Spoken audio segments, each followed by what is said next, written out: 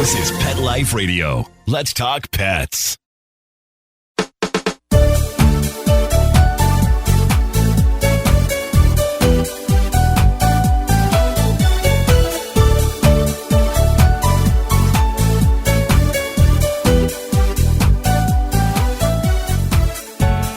Hi, welcome to It's a Doggy Dog World. I'm Liz Palaika. I'm your host today with my good friends Petra and Kate Abbott. How do? And we're going to be talking about a dog training subject today, and that's using or adding creativity to your dog training. And although that may sound kind of weird, you may think of creativity with crafts or painting or gardening or something like that. Your dog training actually needs some creativity too. Well, those are artistic endeavors, and so is dog training if done right. It's a skill and an art. Okay. There, I've made my statement. There, you've melded the two together. Yes. There we go. Right. The line that I was going after Make it fun. is make it fun. So many times when we're talking to our students, we teach sit because it's a foundation for everything else you're going to do. And then sit is always done the same way for the same reason, taught using the same technique.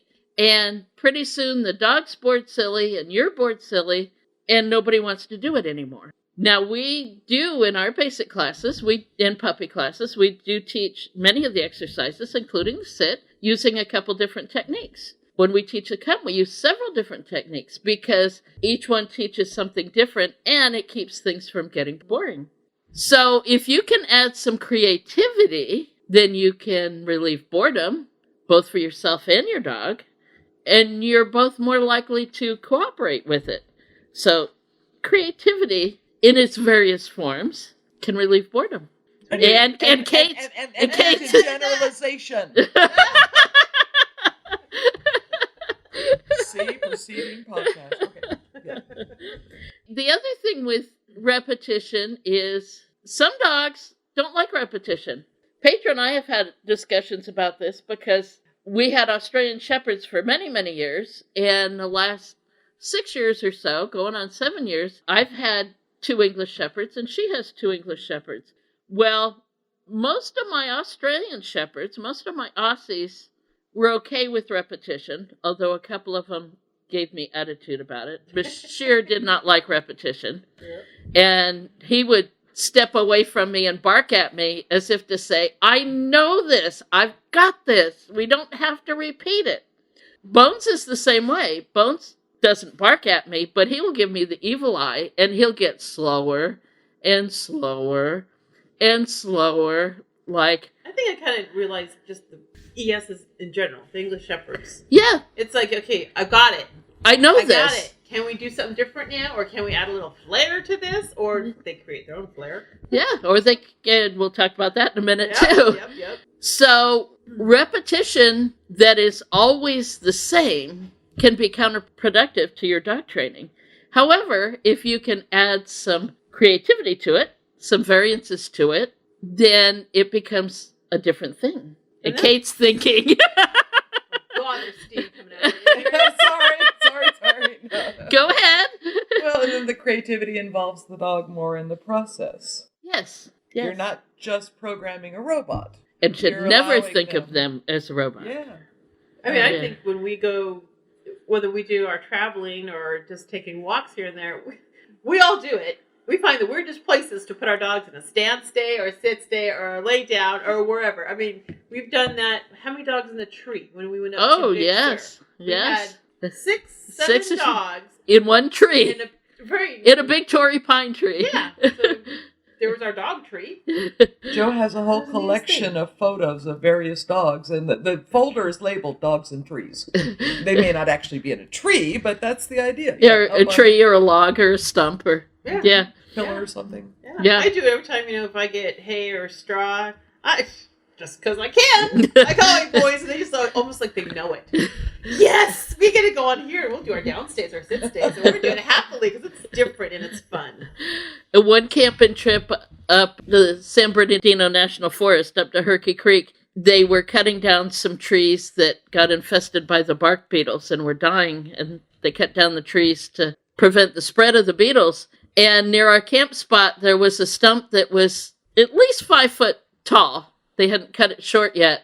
And so I invited Bones and showed him that I would help him. And he took a running leap and I heaved and he got up. He's up on top of this 5 foot stump going, yo, look at me. King of the world. And so I took several pictures of him up there. Just doing things different. Creativity also can help your training process in the fact that you're going to be thinking about things differently too. How can you use a different training technique? Now here at Kindred Spirits, we use primarily allure and reward. We also do some shaping, but I bring out the clicker for trick training because the clicker can help me get those immediate, that little bitty spot.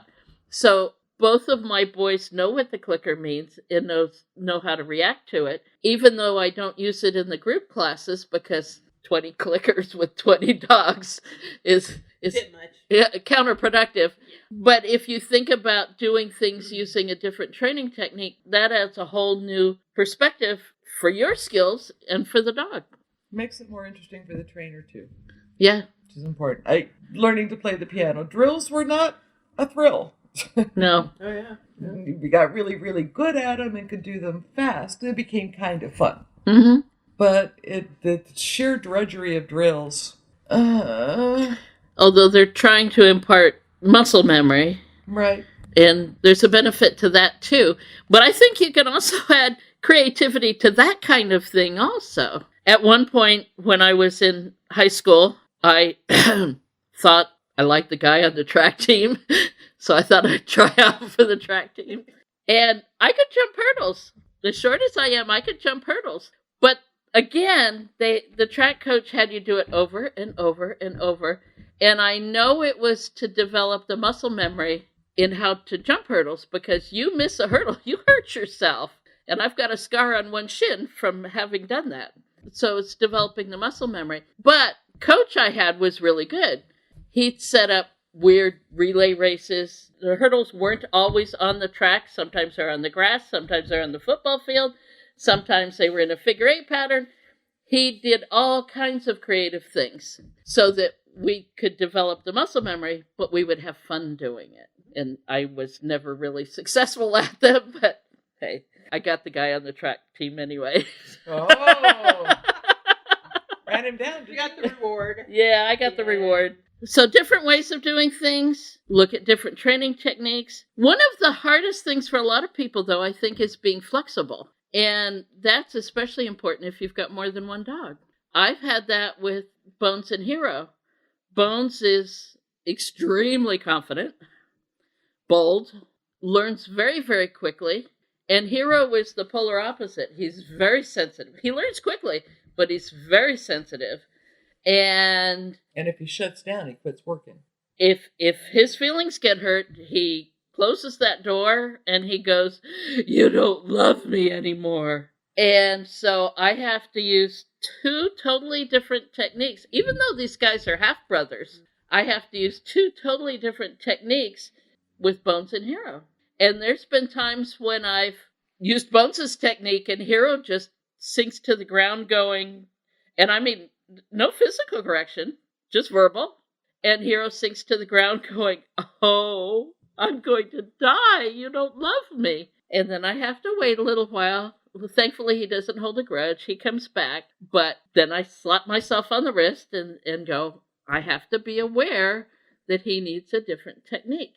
And that takes creativity. So you've got to be flexible. Doesn't happen a whole lot, but we get a significant number of, but I've always had golden retrievers and I can't train this one. Yes. Right. Yes. We do get quite a few of those. Yeah. Yeah. Yeah. Or Bassets or whatever. Whatever. Just insert your breed here.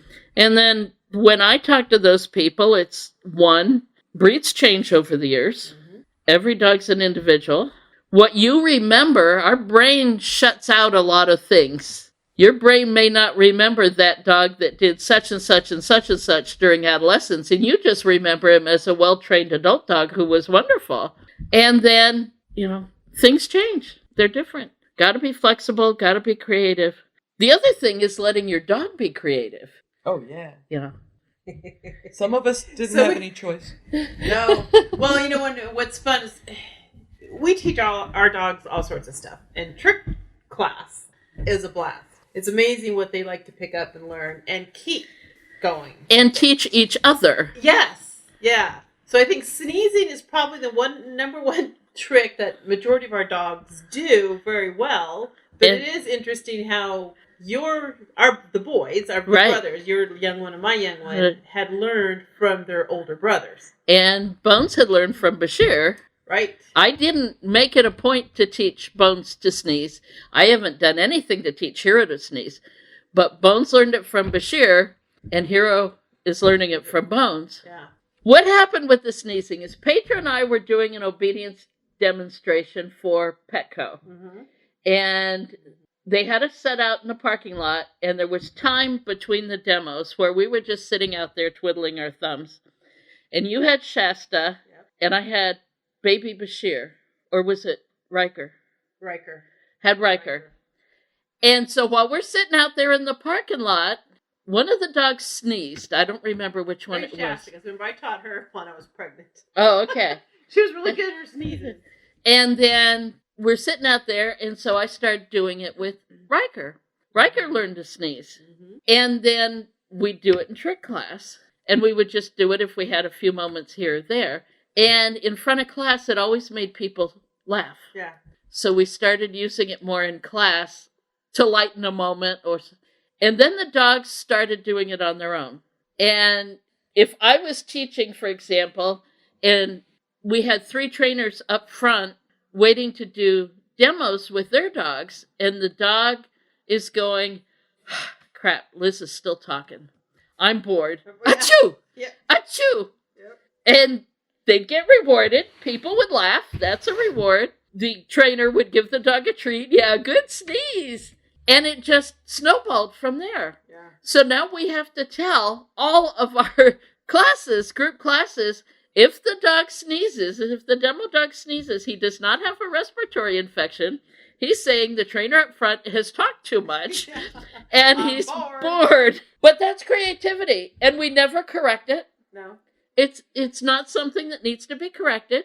And I always praise it when my guys do it because, one, they're interacting with me, they're thinking, they're doing something, and it's fun. So, yeah, they can sneeze.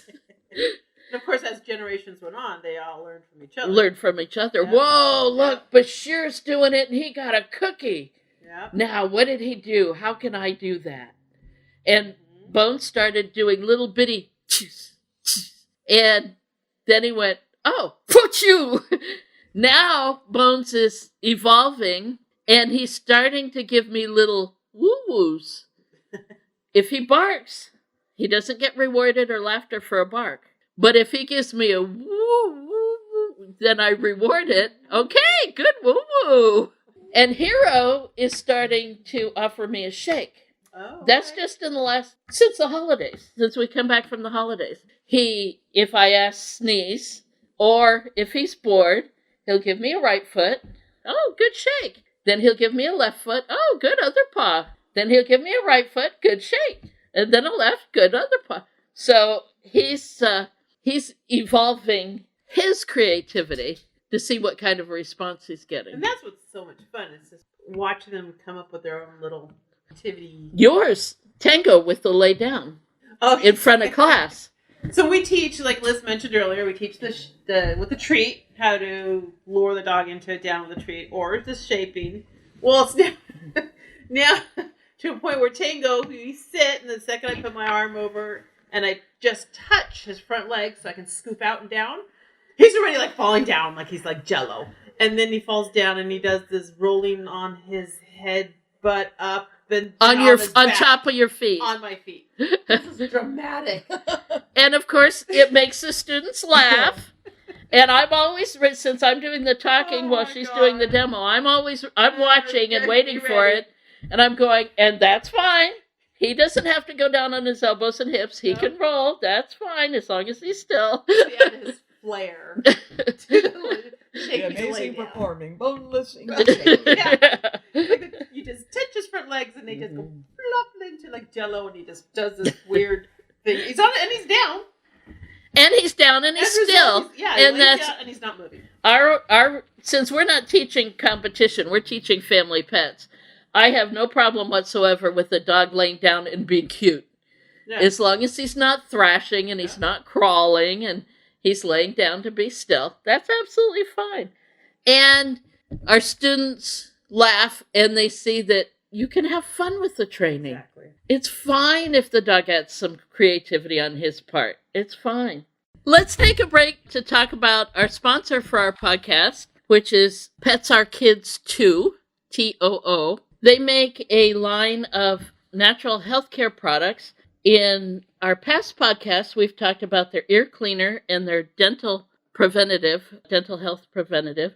And we really like those products. We've tried them. All three of us have tried them. Today, I'd like to talk about their premium pet calming bites. So I think Petra has used it on both of her English Shepherds. Yeah, I have. Usually in the past, well, with this weather we've been getting, we've had quite a few thunderstorms. And they weren't really bad ones, but, when I know they're coming, we get an alert. I actually gave my boys, in my case, for their size, 2 of these little calming bites. They're, peanut butter and bacon flavored. So they actually don't smell bad whatsoever. And they worked well. They don't kick in as quickly as you would do if you gave a Benadryl. But I would say 30 to 45 minutes after I've given them, they were relaxed. Which is great. That's all you need. Perfect. Yeah. They were, and I liked them. I mean, if I had a choice to give this or a Benadryl, I definitely would use I could see this if your dog's, say you've got a young dog who's nervous in the car. Yeah. Or nervous about going to the veterinarian's office. Exactly. Because this has, what's interesting, the ingredients in here has chamomile, passion flower, tryptophan, valerian root, and ginger. And then peanut butter and bacon. I do believe they also said that there were no chemical additives in there, correct? No, correct. Yeah, that's all that's in there. Yeah, and they do promote as being helping with separation anxiety, car rides, which is good because a lot of our students, young dogs, get car sick. Yeah, so this is a good one to tell them about.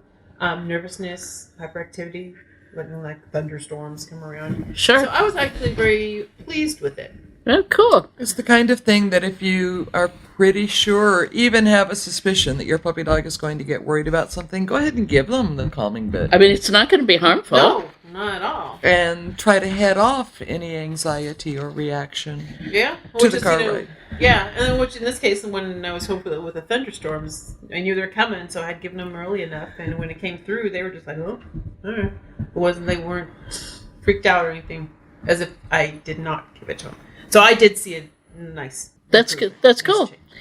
We particularly like this company, not just because their products are natural or natural ingredients, which we do like, and all three of us lean towards those types of products, but Pets Are Kids 2 also donates a portion of the proceeds from every product purchased to helping pets with cancer. Their goal is that this year, 2019, their goal is to help save 100 pets that have been diagnosed with cancer. And 100 pets may not seem like a lot, but to the owners of those pets and to those individual pets, that's a huge thing.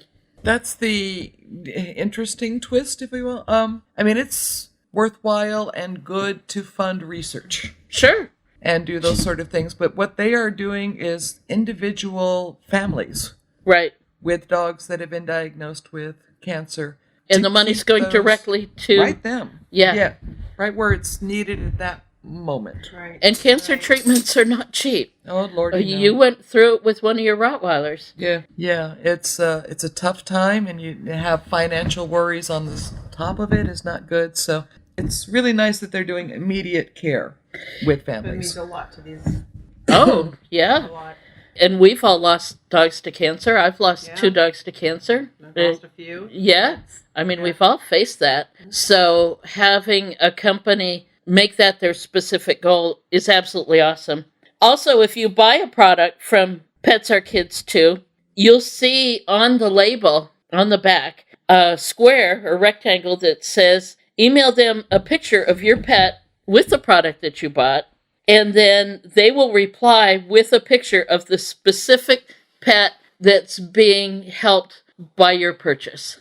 And, that's kind of cool. Yeah. It really makes it makes a personal touch. It's kind of cool. So if you're interested in taking a look at these calming bites, or if you want to see more about them, you can go to petsarekids2.com. And if you decide to purchase something in the code square, put in the code PET15 for 15% off your order. So take a look at these premium pet calming bites, especially if your dog does have some anxiety in certain situations. All right, that's it. Sit, stay. It's a doggy dog world. We'll be right back after a short pause. Well, 4 to be exact.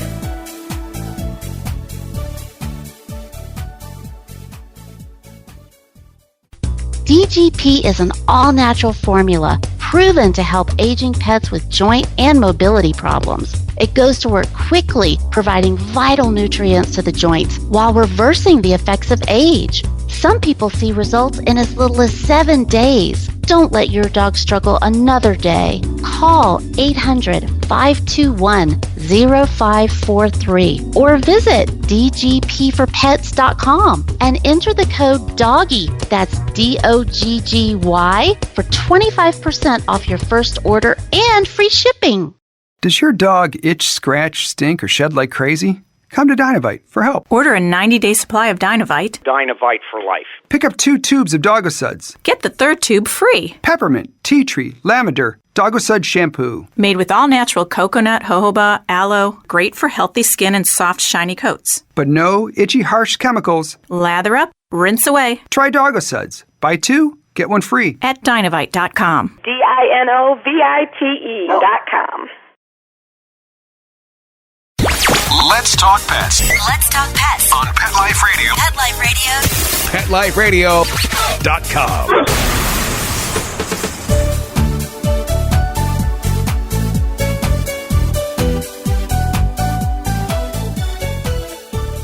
All right, back to our show. So, in allowing some creativity and talking about creativity, when I've got a young dog like Hero, I rarely ever set up a training session. I think I haven't set up a training session in 20 10, years. 12, 14 yeah. years, forever. Yeah, I just see And training as part of life. And that's one of the things we hear. Usually first week of class, when I'm doing the first week lecture, people ask me, well, how often should I set up a training session? How long should a training session be? I don't set up a training session. If I'm teaching something new, when I'm with the dog, I may grab a handful of treats and work on that something new for a minute, especially with the English Shepherds, a minute. And then a little bit later, I'll do another minute. But most of the time, especially with basic obedience, I'm incorporating it into their world. Right. We sit and wait at the door. We don't dash out the door. You will not take me out at the knees. You'll sit and wait when I open the car door, and then I'll give you permission to jump in. In the car, I'll open the door, you wait, I hook up your leashes, and okay, then you come out. Incorporate the training into life, but certainly a 15 or 20 or half-hour training session is going to be counterproductive. You're not going to be happy with it. Your dog's not going to be happy with it. So be creative about where and how you teach, but don't focus so much on a training session. I mean, we always have treats in our pocket. I know when I go home, I'm always having treats in my pockets, jacket, wherever. And you're like, oh, wait, I got 4 treats here. Okay, Tango, Poncho, let's do something. Boom, here we go. 2 treats, that was it. Move on. I might find something later. It's just like so random. But at the same time, what I've realized, because it is so random, they're always kind of paying attention to me. They might be running around the property and doing all the things, but it's like, where's Mom? What's she going to do? And I might call them to come. And they come and they sit and they down and they do whatever. And then it's like, okay, go play. And then, but they're always like, what's she going to do? So I have their attention. And they're less apt to get in trouble. Exactly. Yeah. Another thing with creativity is train in different places. Don't always train in the kitchen. Go out in the backyard. Go out in the front yard. Train in your car. Yeah. I want car manners. My dogs are not allowed to be horridly behaved in the car. So when it's parked in the garage, parked out front, parked in the shopping center or the grocery store, do some training in the car. Not while you're driving, of course. But Do push-ups. yeah. But or lie down and stay, and then train in different places. My favorite place to walk locally is the dogs and I go down to Oceanside Harbor because, boy, we can see all kinds of stuff down there, including sea lions that stink and bark, and I love the pelicans. the seagulls, squirrels. So you can train in different places and then try different things. And we incorporate some of these into our basic classes, some into our intermediate and advanced classes. So when we do, like if you're just taking your dog for a walk, like you mentioned the harbor, that's always such a good place. Or even when we go on our camping trips and go hiking, have the dog on leash and just maybe do a fast heel and then a slow. And then a zigzag, or go around a tree, or all of a sudden you're turning around and going the other direction. Just randomly throw things in there. And it's fun. With our guys, we see them all of a sudden, they're like, hey, we're doing a game. This is awesome. And then I just mentioned earlier about staying in weird places. Stay on like your tree stump. Hay bales, straw bales, on rocks. I have big boulders in my yard, and that's probably the best thing. I could just point to a boulder, go, huh. Both boys go up there and they sit. And they're like, hey, I'm up here, king of the world. Well, you're camping up at Big Sur, up on top of a fallen redwood tree log and walk the length of the log, or on the stump. One of the stumps at our campground, we had 4 or 5 or 6 dogs on top of the stump, which they just do. It's like, yeah, okay, Mom wants me on this dead tree. Right. They never question us. They're like, okay, you put us in weird places all the time. We'll go ahead and do it. I've noticed we have a monthly group walk around downtown, our town, with our students. Sometimes if a dog is paying too much attention to what's going on around them, and then, because we're just walking down the sidewalk. Right. Okay, everybody, when you come up to that street lamp, do a figure 8 around it and the trash can. And all of a sudden the dogs go, what? Oh, wait, what? We're doing something different? Yeah. Snaps them back up. Yep.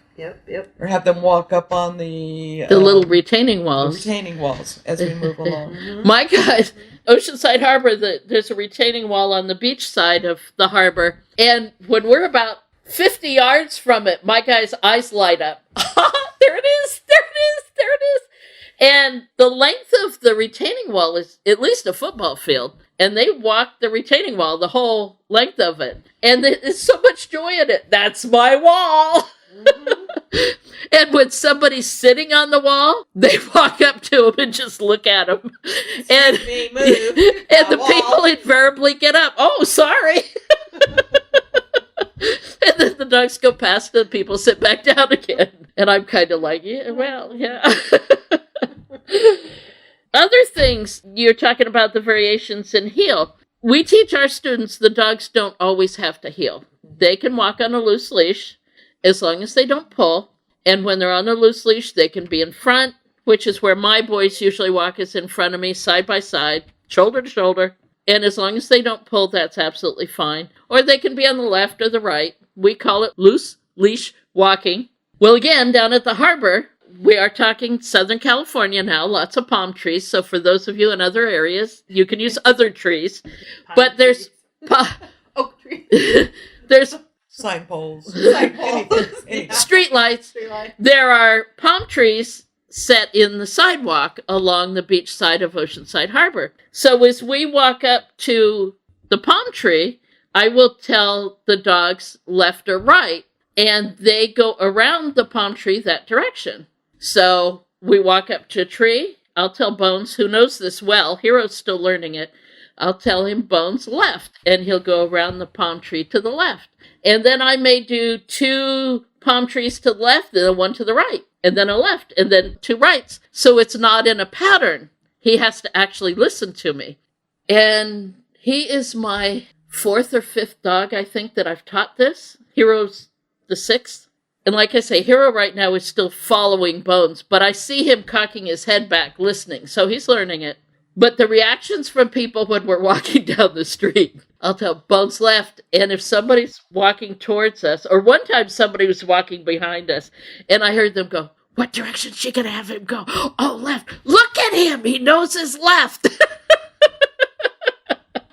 And people are so amazed. And as you are walking right towards the middle of the palm tree, you can see Bones' ears start to swivel back.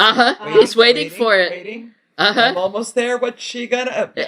Yeah, and it's great. And I have to admit, it's not that I want to screw with his mind or anything, but I like waiting till we get almost there because I don't want him to choose. Not this. This game, I get to choose. And we'll walk. And if he starts going to the left a little bit, and he comes back on center, which is why I mix it up a lot so that it's not a pattern. But you'd be amazed at how well they can learn that. Now, he doesn't know left as meaning everything on this side of his body is left.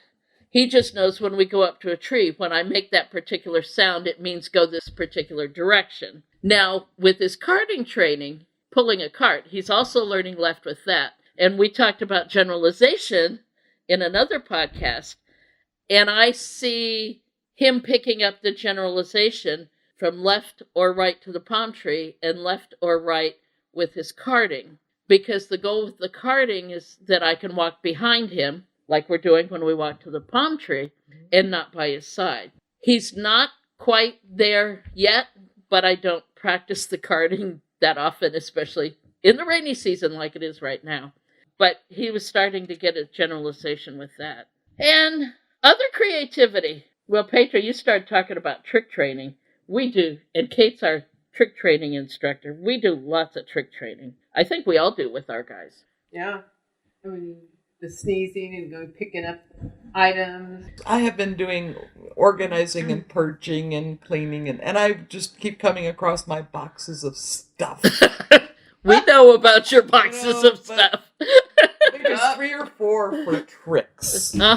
Well, props are fun with tricks. Props are fun, and it can help teach that generalization that I want you to pick this thing up, now I want you to pick up anything I point at. So you need to have a variety of things that you can point at. And then you can get picky about it. I'm going to name them. Then you have to pick up the name. So it's a great way to build the relationship and them paying attention and making it fun for all of you. What? Fun.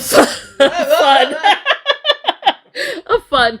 When we teach in trick training, when we teach the dog to go to a mark, go to a spot, I do it a lot with the cigar box or the little one-step step stool. Well, I'm doing some work in the house, and I had the little one-step step stool out, and I didn't realize what he was doing initially, dog being smarter than me.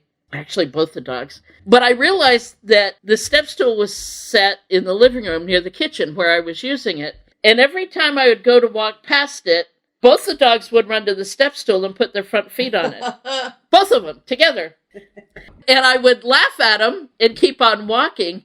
And then it was the 3rd or the 4th time they did it, I went, oh! That's when they're like, stupid human. Yeah, it was definitely stupid human. Oh my God, do you not see us here? Yeah.